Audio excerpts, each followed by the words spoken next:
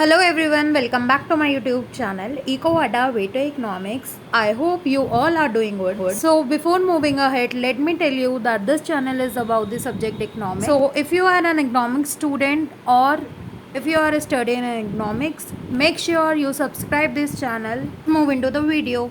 Today we continue NCERT class 11 part B, Introductory Microeconomics chapter 3, Production and Cost. So today's topic is relationship between TP, MP and AP. As long as the TP increases at an increasing rate, जब TP जो है वो increasing rate से increase करेगा, also the MP increases.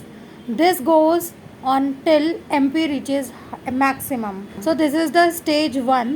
यहाँ पर TP जब increasing rate से इंक्रीज हो रहा होता है तो MP जो है वो भी इंक्रीज हो रहा होता है और एट मैक्सिमम पर। तो इस डायग्राम में आप देख सकते हैं स्टेज 1 पर जो है MP जो है एट पॉइंट D मैक्सिमम हो गया है, whereas TP increases at increasing rate. At the second stage TP increases at a diminishing rate वेयर MP डिक्लाइंस।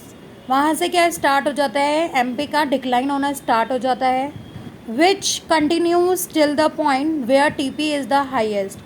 और MP तब तक डिक्लाइन होता है जब तक TP जो है वो हाईएस्ट पॉइंट पर नहीं पहुंच जाता। Is that clear to you?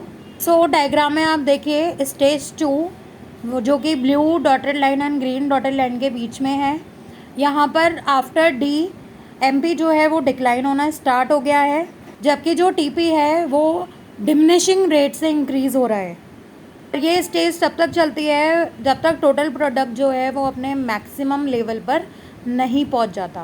So the TP highest point is maximum at point H and at the last stage when the TP reaches at its maximum point MP becomes zero.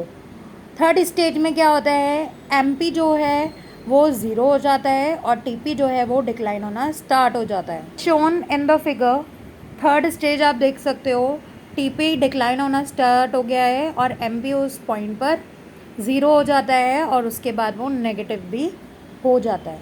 I hope आपको ये तीनों stages समझ आई होगी। एक बार हम इसका recap कर लेते हैं। In this diagram MP, TP and AP relationship is shown. At the stage 1, MP is increasing at increasing rate. Also AP is rising, but MP is greater than AP. That is why it is a increasing stage. Okay.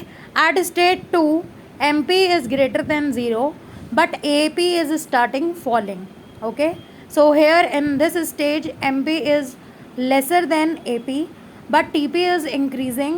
So MP is greater than 0. That is why this stage is known as diminishing stage, क्योंकि यहाँ पर कम होना start हो जाता है। And at the third stage, MP is less than 0.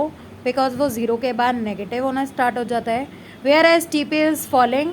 So this is known as the negative stage. I hope आपको तीनों stages clear होगी, रिलेशनशिप क्लियर होगा। This topic is over hair.